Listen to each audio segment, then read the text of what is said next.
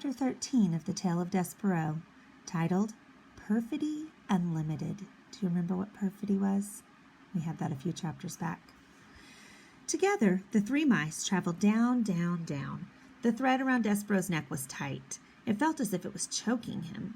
He tugged at it with one paw. "Don't touch the thread," barked the second hood. "Yeah," echoed the first hood. "Don't touch the thread."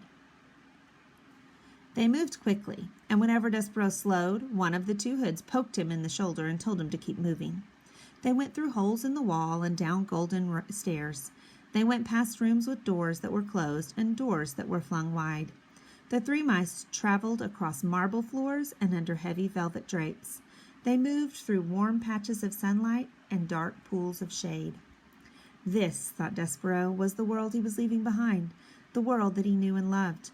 And somewhere in it, the Princess P was laughing and smiling and clapping her hands to music, unaware of Despereaux's fate. That he would not be able to let the princess know what had become of him seemed suddenly unbearable to the mouse. Would it be possible to have a last word with the princess? Despereaux asked. "A word?" said the second hood. "You want a word with a human." I want to tell her what has happened to me." "Geez," said the first hood. He stopped and stamped his paw on the floor in frustration. "Cripes! You can't learn, can you?" The voice was terribly familiar to Despereaux. "Furlough?" he said.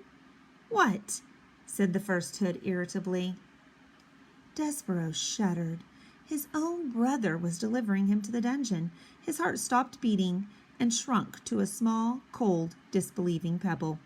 But then, just as quickly, it leapt alive again, beating with hope. "Furlough," Despereaux said, and he took one of his brother's paws in his own. "Please let me go. Please. I'm your brother." Furlough rolled his eyes. He took his paw out of Despereaux's. "No," he said. "No way." "Please," said Despereaux. "No," said Furlough. "Rules are rules." Reader, do you recall the word perfidy? As our story progresses, perfidy becomes an even more appropriate word, doesn't it? Perfidy was certainly the word that was in Despereaux's mind as the mice finally approached the narrow, steep staircase that led to the black hole of the dungeon. They stood, the three mice, two with hoods and one without, and contemplated the abyss before them. And then Furlough stood up on his hind legs and placed his right paw over his heart. "For the good of the castle mice," he announced to the darkness, "we deliver this day to the dungeon a mouse in need of punishment. He is, according to the laws we have established, wearing the red thread of death."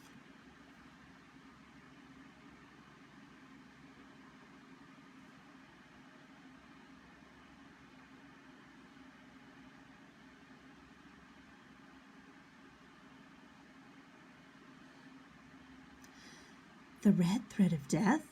repeated Despereaux in a small voice. Wearing the red thread of death was a terrible phrase, but the mouse didn't have long to consider its implications because he was suddenly pushed from behind by the hooded mice. The push was a strong one, and it sent Despereaux flying down the stairs into the dungeon. As he tumbled whisker over tail through the darkness, there were only two words in his mind. One was perfidy, and the other that he clung to was P. Perfidy, P. Perfidy, P. These were the words that pinwheeled through Despereaux's mind as his body descended into the darkness. Do you remember what perfidy meant? Perfidy was the word that meant betrayal. Do you think he felt betrayed that his brother pushed him down the stairs into the dungeon? I bet I would. I bet you would. Have a great day.